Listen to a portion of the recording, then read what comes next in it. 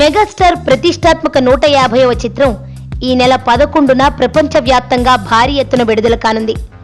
9 సంవత్సరాల తర్వాత Chiranjeevi full length screen పై కనిపించనుండడంతో mega అభిమానులే కాకుండా సాధారణ ప్రేక్షకులు కూడా ఎంతో ఉత్కంఠతో ఎదురుచూస్తున్నారు.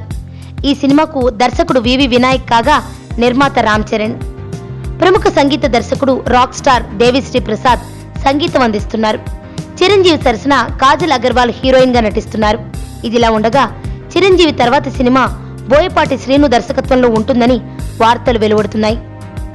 గతంలో బోయపాటి చిరును కలిసి 2-3 కథలు వినిపించారు.